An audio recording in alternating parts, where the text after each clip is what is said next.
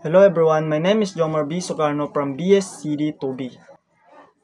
My topic is about Elias and Salome, the missing chapter of the Noli. Few people know that there is a missing chapter in the printed Noli Me Tangere. This chapter was included in the original manuscript written in Rizal on handwriting. However, it was crossed out in blue pencil so that it was deleted from the printed novel. So, iilang tao lang ang nakakaalam na may nawawalang chapter o kabanata sa Noli Me Tangere. Ang kabanata na ito ay kasama o original na manuskripto na nakasulat sa sariling kamay ni Dr. Jose Rizal. Gayunpaman, ito ay nilagyan ng X o cross out at kulay asul na lapis upang ito ay matanggal sa nakabilang na nobela. Why Rizal deleted the chapter? It should be recalled that Rizal was in dire financial situation in Berlin during days when he was putting the finishing touches of the Noli. So, na-delete ang kabanatang iyon dahil sa kadahilan ng kulang sa budget at dahil sa financial situation ni Rizal. Ay nasa malalang sitwasyon sa pananalapis sa Berlin noong mga araw na siya ay nalalagay sa pagtatapos ng nobela. He knew that the cost of printing it is in proportion with the number of pages of the manuscript. Alam niya na ang mahalagang pagprint ay naaayon bilang ng mga pahina ng manuskripto.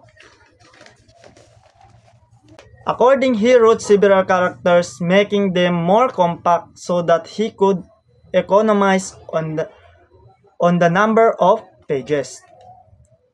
Ayon dito, muling isunulat niya ang ilang mga kabanata sa ginawang mas compact ang mga ito upang makatipid sa bilang ng mga pahina. He deleted one whole chapter without destroying the story of the novel, and this chapter was Elias and Salome.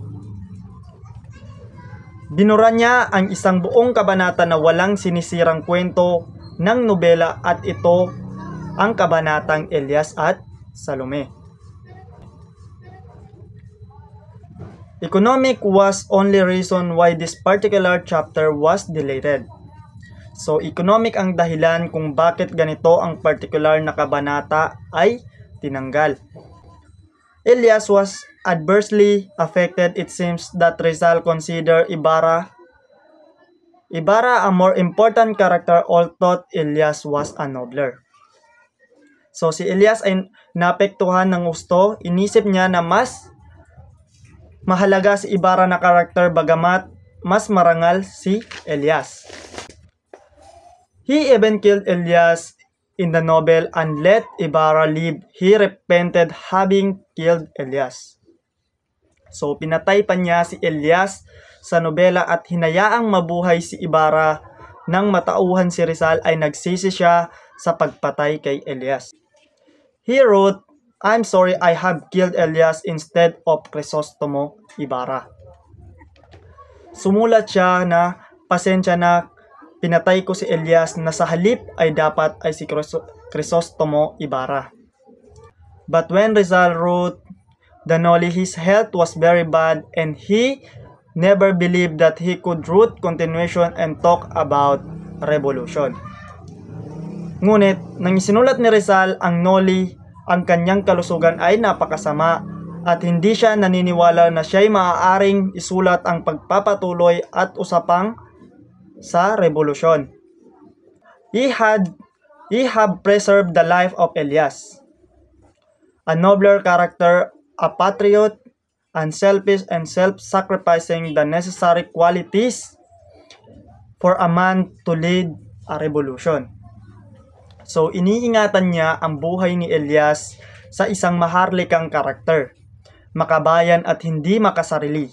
Pagsasakripisyo ang mga kailangang katangian para sa mga mamumuno sa isang revolusyon.